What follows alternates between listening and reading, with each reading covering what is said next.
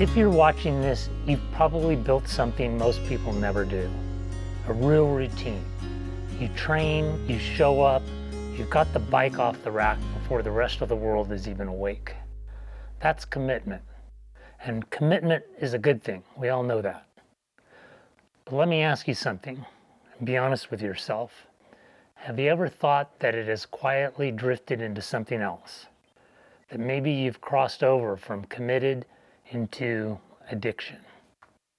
That word lands differently, doesn't it? Because we all know that addiction is not so good. So which one is it? Here's the truth most people never stop to consider. There's a fine line between being committed to exercise and being addicted to it. And for a lot of us, it's a finer line than we'd like to admit. Now let's be clear about what we're actually talking about, because these words get thrown around loosely. Commitment, the way researchers define it, is a self-determined dedication to training. The key word is self-determined. You train because you choose to. And just as important, you could choose not to.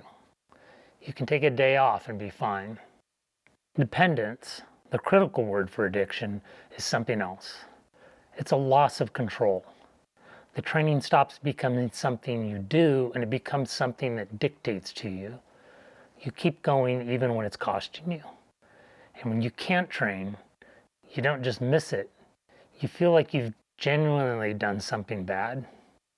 Same miles, same discipline everyone admires, two completely different things underneath. Now at the end, I want to cover something my experience tells me, but the research doesn't really cover. And I know some of you may fall into this category, so stick with me through this. So I'll use the clinical word dependence because it's more precise and less loaded. But the real question is, can you stop or freely adjust? Before we go hunting for the dark side of this, I just want to be as clear about the bright side as I can, because it's the whole reason this matters. Committed training is flat out one of the most powerful tools we have for aging well. The link between regular activity and lower risk of dying early from any cause, from heart disease for instance, is one of the most consistent findings in all of medicine. It protects the brain.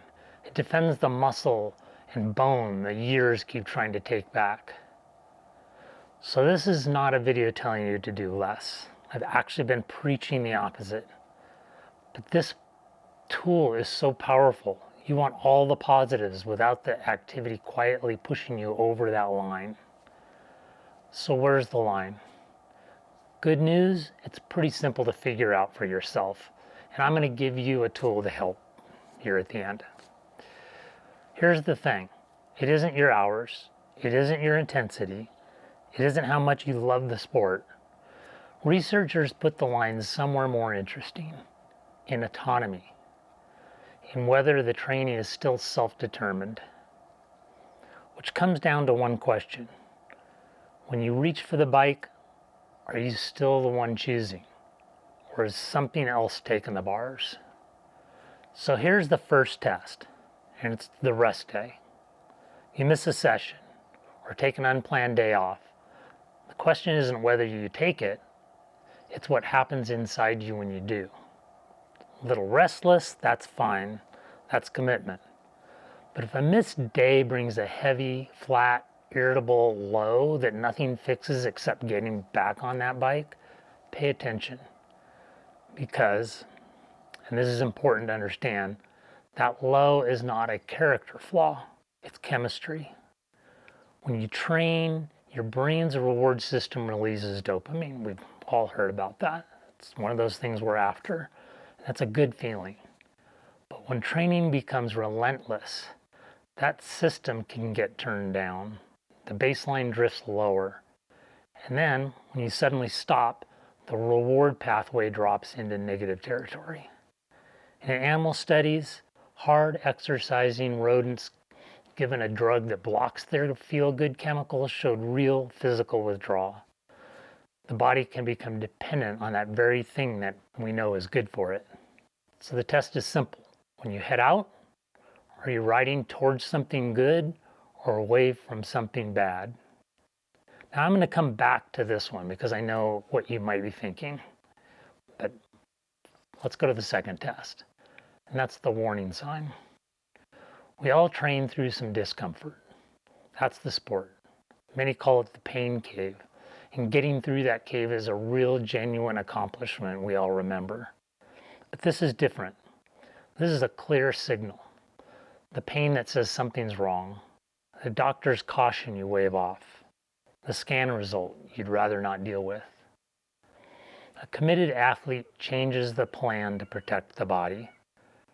Past the line, it flips. The body gets sacrificed to protect the plan. That inversion is the single clearest sign you've drifted across. Now the third test. At our age, it's the one that may matter most. The life around the training. Healthy training pours back into everything. Energy for the people in your life, sharpness for your work, good engaged times where you're fully present. Past the line, this gets lost. It takes a back seat. You get the mileage in your winning county line sprints, but the marriage, the friendships, the things that make a life full get crowded out to protect the training. One study looked at 859 serious endurance cyclists. Researchers evaluated them for warning signs of exercise dependence, similar to the self-check that I'm going to point to you later, but in more depth. The one who scored poorly tended to sleep worse, feel more anxious, and score lower in overall well-being. The problem wasn't the volume or the intensity of the training itself, it was whether they'd crossed that line, whether they were committed or dependent. The lesson here: exercise all you want, just don't let it own you. So the gut check, is your training feeding the rest of your life, or is it feeding on it? Now the science here is a bit nuanced. In one study, when researchers looked closely at people who train compulsively, they found two groups. In some, there was something real underneath driving it, and those were the people actually being harmed. Others trained just as obsessively with nothing underneath, and they looked no different from any healthy, committed athlete.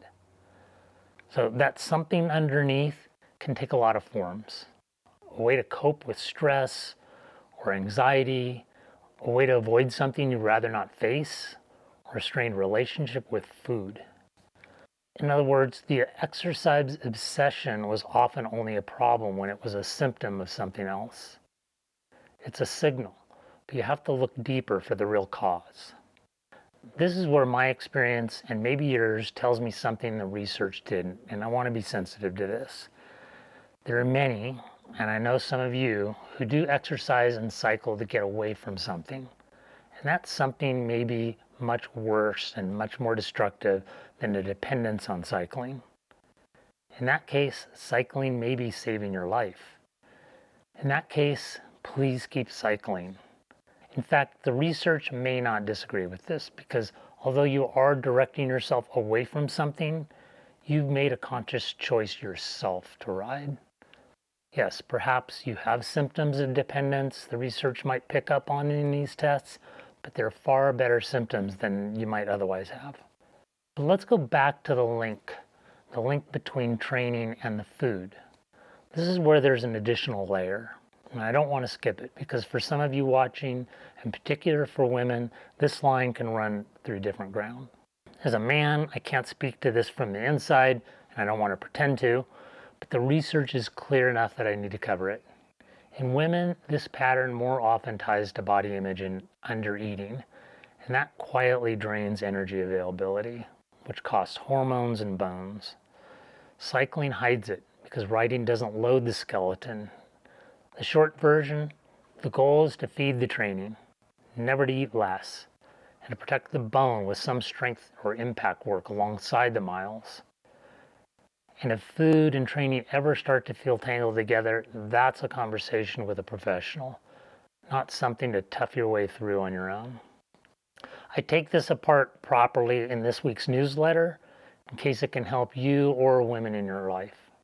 Now, back to those of us logging the big endurance miles. Here's the twist worth thinking about. When clinicians do point to exercise itself as the primary problem, the group they most often describe is middle-aged or older endurance athletes. That's not the teenager, that's us. And it doesn't get easier to manage just because you've gotten older. I used to assume the competitive fire would cool on its own. For some of us it does. What actually moves you to the correct side of that line isn't age, it's awareness. For years, my wife and I built our trips around riding. Cycling was the centerpiece. We'd plan a whole vacation around a route, a climb, or an event. That was great. Those have been some of the best times we had together. They still are, in fact. But somewhere in there, the other trips, the ones she wanted, had nothing to do with bikes. Those just didn't happen. She never really complained. Maybe she did and I just wasn't listening. But it took me a while to even see that pattern. When I finally did, it lined up with something else. I was starting to lose interest in the hardest competitive events I had been doing, and the very strict training that comes with that. I'm glad I did those races. I still do some of them, but I came to see for me that it couldn't be everything. That was a choice, and it took some awareness to even realize that it was a trade-off that was unbalanced as it was. That's all keeping your hand on the bars really means. Not quitting, not training less for its own sake, just staying awake enough that you're still the one choosing. I took these 3 tests, the rest day, the warning sign, and the life around it, and I built them into a single page with a few honest questions for each. It's free, takes just a couple of minutes to complete, and the link should be right here or down in the description. Go grab it. It could tell you something about yourself. These are the kind of things that I share in my newsletter. So don't train less. Train like the choice is yours every time you lift that bike off the rack. Because that, in the end, is the whole difference between the version of the sport that gives you years and the version that takes them away. Stay committed. Keep a hold on those bars. And if you haven't subscribed, do that now. I'm Patrick, and I'll see you out there.